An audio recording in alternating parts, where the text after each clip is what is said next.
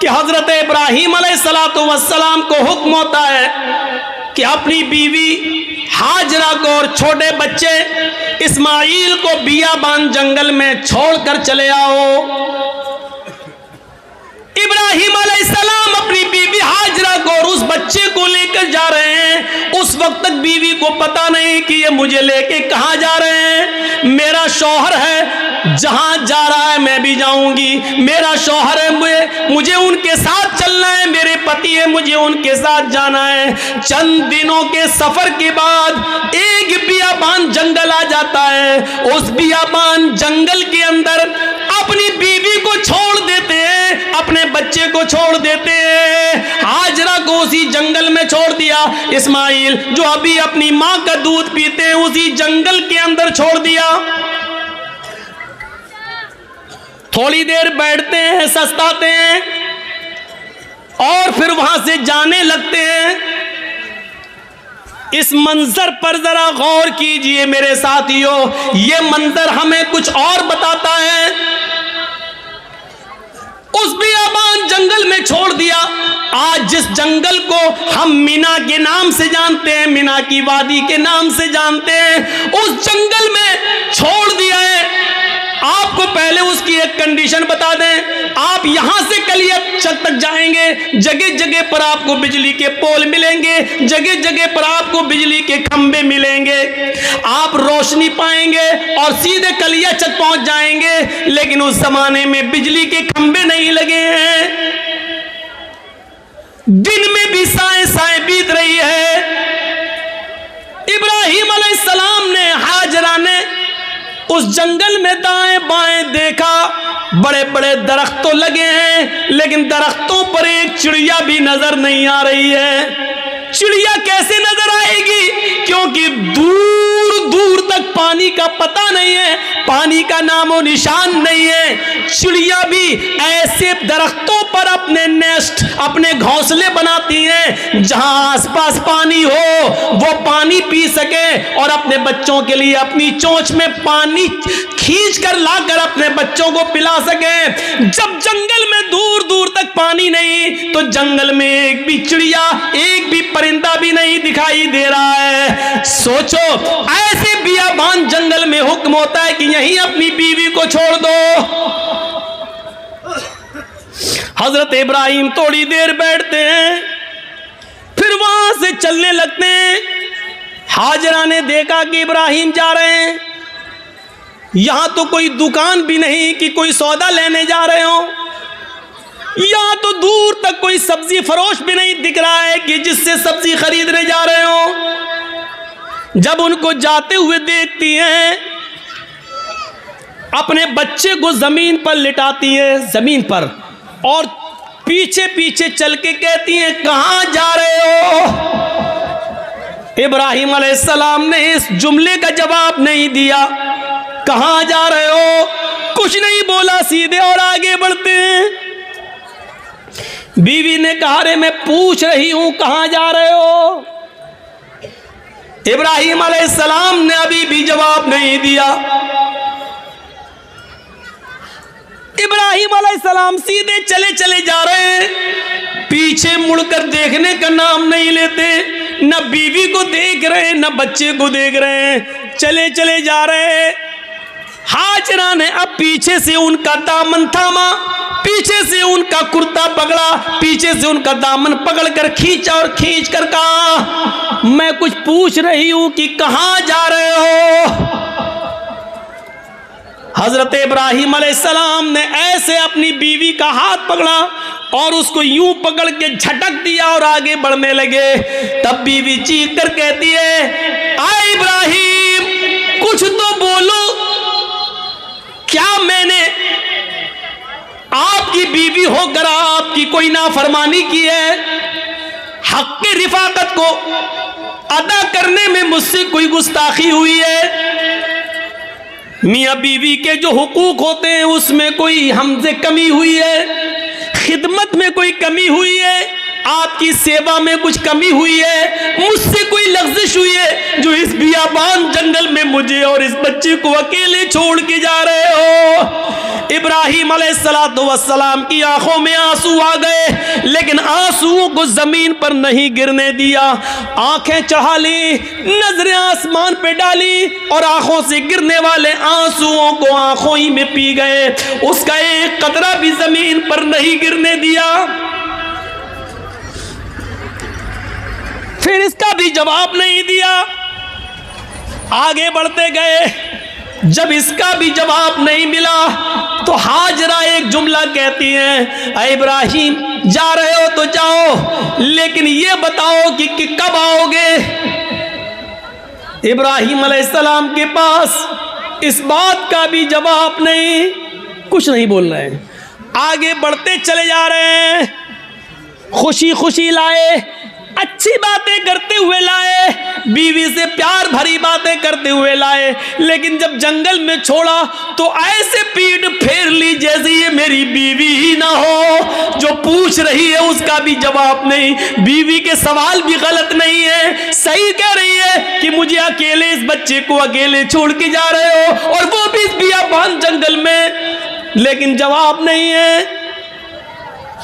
आगे और बढ़ते तो लास्ट में बीवी कहती है, हाजरा इब्राहिम जब तुम जवाब ही नहीं दे रहे हो, ये भी नहीं मालूम कि कब आओगे, शाम तक आओगे, कल आओगे, 2 दिन बाद आओगे, 1 हफ्ते के बाद आओगे, 1 महीने के बाद आओगे, 1 साल के बाद आओगे, या आओगे ही नहीं। किसी भी सवाल का जवाब जब तुम्हारे पास नहीं है तो मैं इसको क्या समझूं, इसका भी जवाब नहीं। कहती हैं, इब्राहिम मैं आपकी बीवी हूं, मैं आपकी अमानत हूं, पता नहीं आप कब आए, अपनी इस अमानत को किसके हवाले करके जा रहे हैं, ये तो बता दो। आप 10 साल के बाद आए, 20 साल के बाद आए, 1 साल के बाद आए, 2 साल के बाद आए, और अगर मैं जिंदा रहूं और मेरी इज्जत व आबरू न बच सके, जैसे एक बादशाह ने मेरी इज्जत व आबरू से खिलवाड़ करना चाहा, लेकिन अल्लाह की मदद की वजह से वो नहीं कर सका। वो अगरचे सारा थी, दूसरी बीवी थी, और उसके बदले में फिर उसने हमें भी दे दिया एक लौंडी की शक्ल में, जिसको आपने अपनी बीवी बना लिया। इब्राहिम मुझे ये बताओ कि अपनी अमानत को किसके सुपुर्द करके जा रहे हो, अगर मेरी इज्जत व आबरू महफूज न रही, मुझे किसके सुपुर्द करके जा रहे हो। बीवी जवाब कहती है, इला मन ततरुकुना, इब्राहिम आपने मुझे किसके हवाले किया है, हमें किसके जिम्मे सौंप के जा रहे हो, इस अमानत का जिम्मेदार कौन है। जब हाजरा ने यह कहा, कुरान के अल्फाज, इला मन ततरुकुना, आपने मुझे किसके सुपुर्द किया है, आपने मुझे किसके हवाले किया है, तब इब्राहिम अलैहिस्सलाम अब इसका जवाब देते हैं, लेकिन हाजरा की तरफ देख कर नहीं, बच्चे की तरफ देख कर नहीं। अगर पीछे घूमूंगा बीवी की शक्ल दिखेगी, मासूम बच्चे को देख लूंगा तो कहीं बीवी की और बच्चे की मोहब्बत मेरे दिल में ना आ जाए, और फिर मैं जिस काम के लिए अल्लाह के हुक्म से जा रहा हूं उस काम से कहीं मैं रुक ना जाऊं। ईमानी ताकत देखिए, ईमानी इस ताकत की वजह से वो बीवी को नहीं देख रहे हैं, बच्चे को नहीं देख रहे। बीवी की मोहब्बत है, बच्चे की मोहब्बत है, लेकिन ईमान की ताकत देखिए।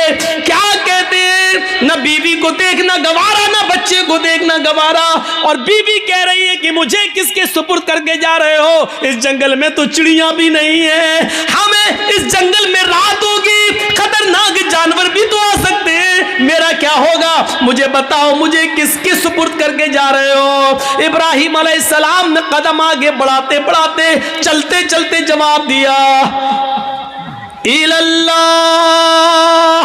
आए मेरी बीवी, मैंने तुझे और तेरे इस बच्चे बच्चे को, मैंने तुझे और अपने इस बच्चे को अल्लाह के सुपुर्द कर दिया, अल्लाह के हवाले कर दिया है। यानी अल्लाह ने मुझे छोड़ने का हुक्म दिया, मैंने अल्लाह के हुक्म से तुझे छोड़ा, इस बच्चे को छोड़ा।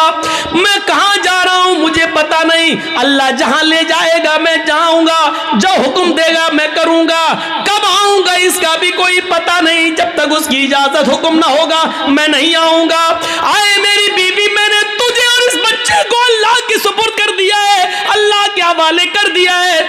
अब इब्राहिम अलैहिस्सलाम की बीवी का भी जवाब सुनो। जब देख लिया कि मेरे शौहर ने मुझे अल्लाह के सुपुर्द कर दिया, तो उसके ईमान की कैफियत देखो।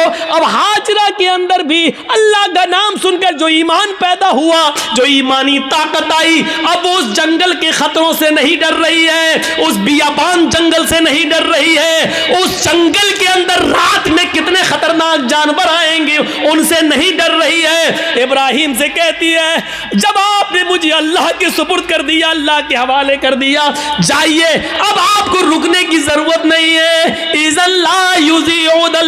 अबदा, इब्राहिम मेरी तरफ से और बच्चे की तरफ से बेफिक्र हो जाइए, चिंता मत करिए, घबराइए नहीं, अल्लाह हमको जाए नहीं करेगा, अल्लाह हमको बर्बाद नहीं करेगा, अल्लाह हमारा नुकसान नहीं करेगा, क्योंकि आपने मुझे अल्लाह के हवाले कर दिया है, अल्लाह के सुपुर्द कर दिया है। ये होती है ईमान की ताकत जो आज हमारे अंदर नहीं है। ये ईमान जब हमारे अंदर नहीं है तो जिल्लत तो आएगी, रुसवाई तो आएगी। अल्लाह ने इसी ईमान के बारे में कहा था, वला तहनु वला तहजनु व अंतुमुल अलौना इन कुंतुम मोमिनीन।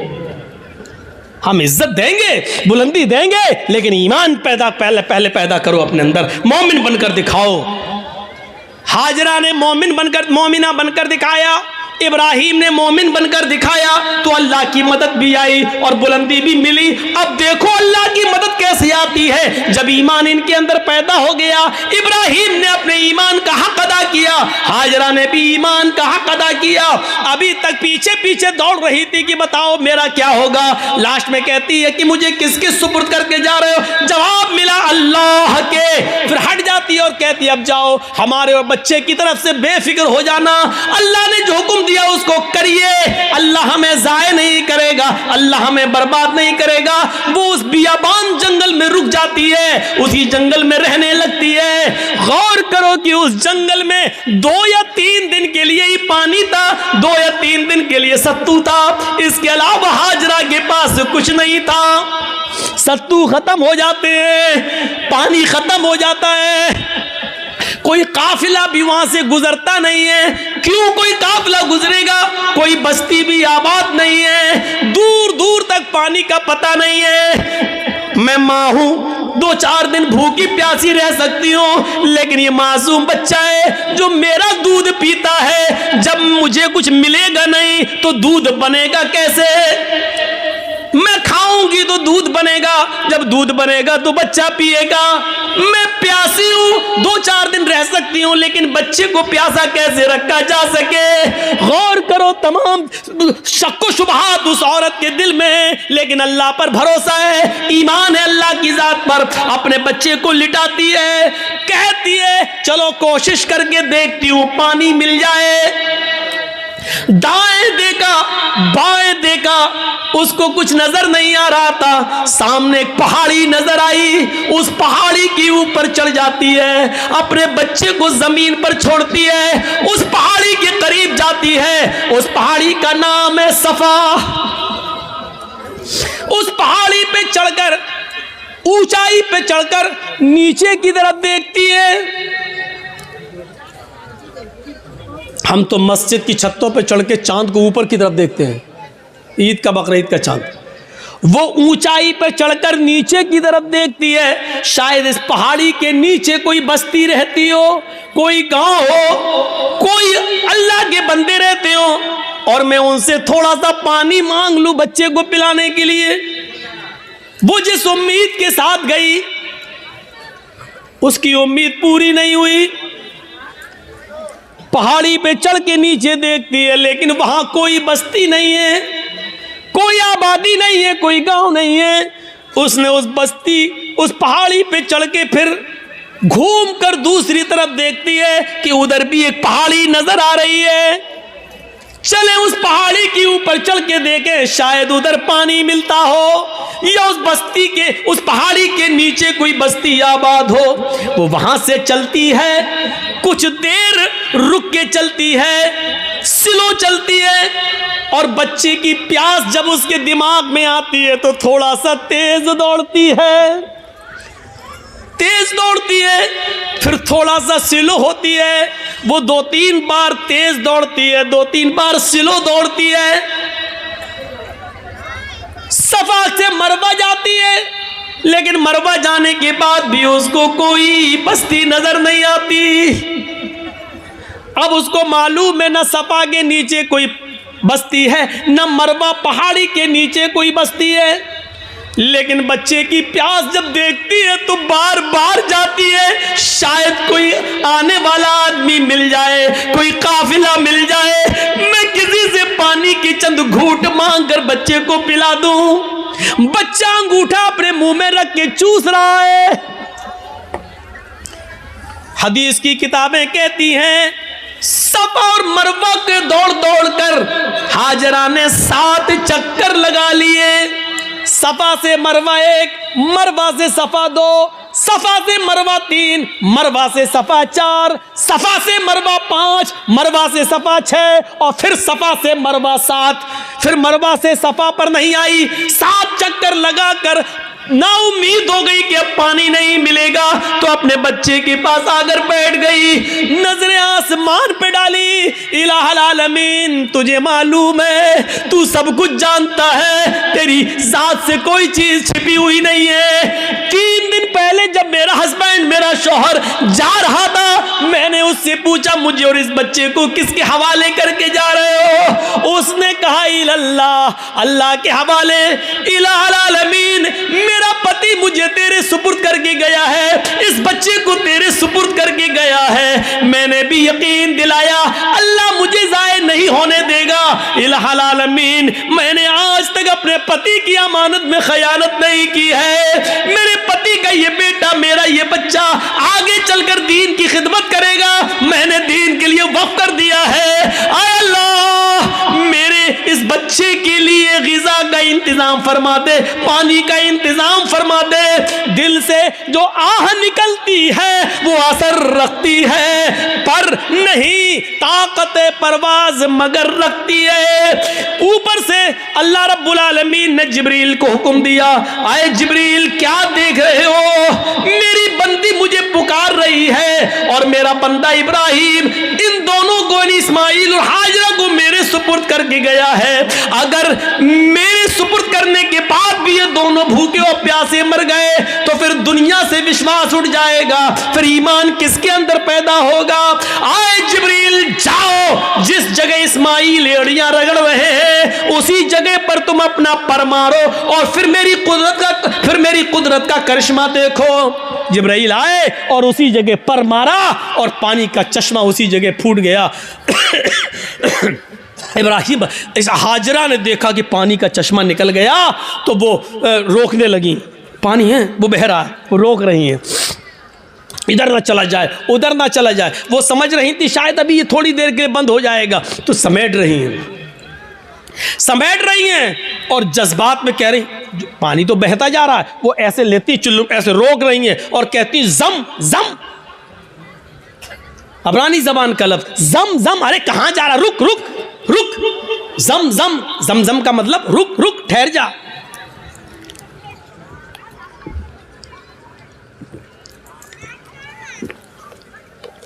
ठहर जा, रुक जा, कहाँ जा रहा? रुक। ये जमजम का लफ्ज़ भी अल्लाह के रसूल को इतना पसंद आया कि आपने जमजम के लफ्ज़ को जमजम ही रहने दिया, इसके लिए कोई अरबी का लफ्ज़ इस्तेमाल नहीं किया। रुक रुक। पानी नहीं रुकता तो उन्होंने मुडेर बांध दी, वही मिट्टी से इकट्ठा करके ऐसे बनाती चली गई, मुडेर बांध दी।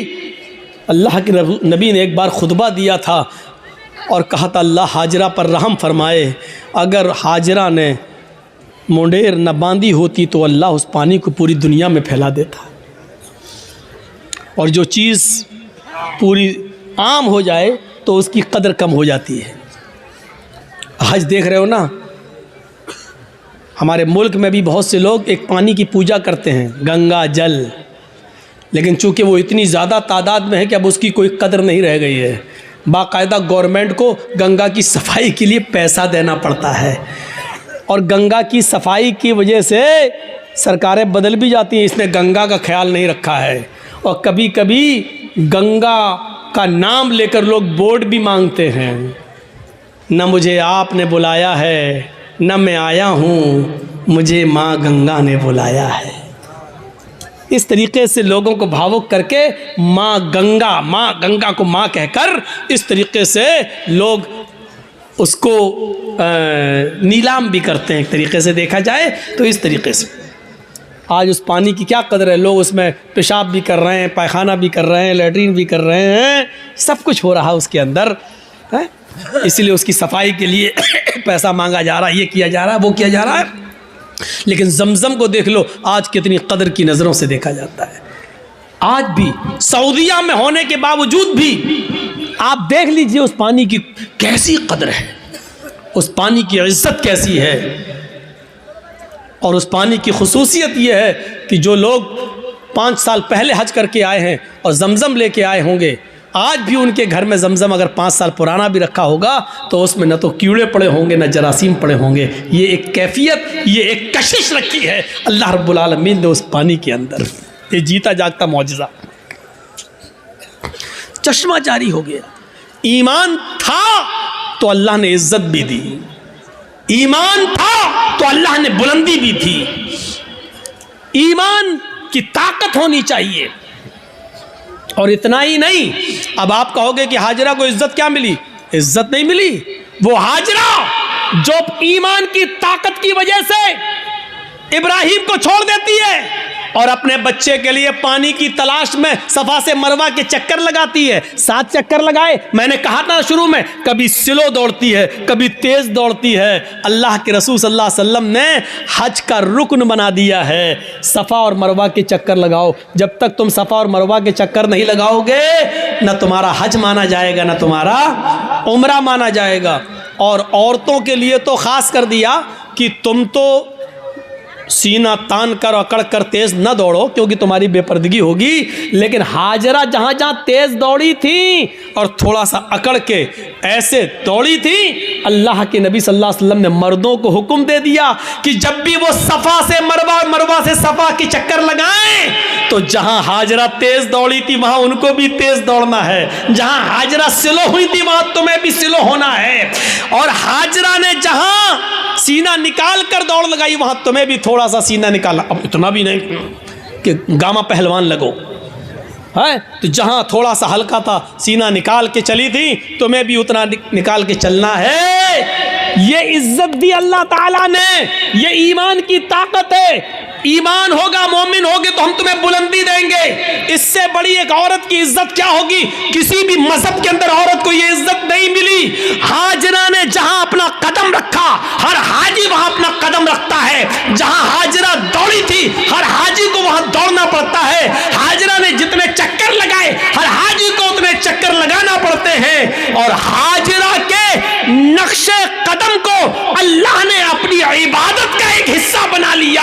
एक औरत के पैरों के निशान, एक औरत के पैरों की टापें, एक औरत की पैरों की पैरों की धड़कने, पैरों की खटखटाहट को अपनी इबादत का हिस्सा जोड़ दिया है कि जब तक तुम हाजरा की इस अदा को जिंदा नहीं करोगे, हमारी इबादत का हक अदा नहीं होगा, तुम हमारी इबादत नहीं कर सकते हो। हाजरा के नक्शे कदम को अपनी इबादत से जोड़ दिया हो, इससे बड़ा मकाम क्या होगा, इससे बड़ा दर्जा क्या होगा? जरा अंदाजा लगाओ। दुनिया की सारी कौमें चीखती और चिल्लाती रहें कि औरतों को इस्लाम ने 4 दीवारी में बंद कर दिया, बुर्के में रखकर उनकी तरक्की की राह में रुकावट बन गए। चीखते रहो, चिल्लाते रहो। हकीकत यह है कि औरत को इस्लाम ने जो इज्जत दी है, वो दुनिया का कोई मजहब वो इज्जत नहीं दे सकता है। आप बाप हैं, कितना भी जहेज दे दो अपनी बेटी को, लेकिन आपके मरने के बाद आपकी वरासत में उसको हिस्सा मिलेगा, वो महरूम नहीं हो सकती है। ये याद रखो। बाप की विरासत में से भी हिस्सा मिलेगा। शादी के बाद अगर उसका शौहर मर गया तो शौहर की विरासत में से भी उसको हिस्सा मिलेगा। भाई मर गया तो भाई की विरासत जो छोड़ के गया उसमें बहन को हिस्सा मिलेगा। आप गौर कर रहे हैं? गौर कीजिए। और बेटा अगर मर गया तो बेटे की विरासत में से भी, मां अगर जिंदा है तो मां को हिस्सा मिलेगा। गौर कीजिए कि एक औरत की हैसियत और इज्जत क्या है। जो लोग कहते हैं कि अल्लाह मौलाना मेरा बाप मर गए उनके लिए दुआ करना, चाहे कितने मुल्ला मौलवियों को अपने घरों में लेके चले जाओ और दुआएं करवा लो कि अल्लाह मेरे बाप को बख्श दे, अल्लाह इसके बाप की दुआ मगफिरत फरमा दे। अगर आपके बाप के मरने के बाद अगर बाप की विरासत में से बाप की बेटी यानी आपने अपनी बहन को हिस्सा नहीं दिया, बाप की मगफिरत नहीं होगी। याद रखिए, मुल्ला मौलवी दुआ कर करके मर क्यों ना जाए, बाप की मगफिरत नहीं होगी, चाहे कितनी दुआ करा लो।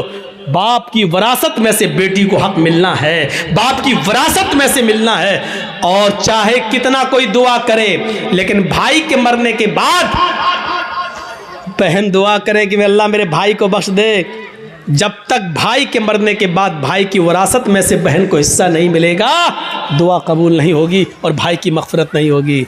पढ़े बहुत आसान समझ लिया ना। जन्नत जब चाहे अल्लाह जन्नत दे, अल्लाह जन्नत तो मिल नहीं सकती, जन्नतुल फिरदौस दे। मांगते कितनी बड़ी जन्नत है, सबसे आला जन्नत।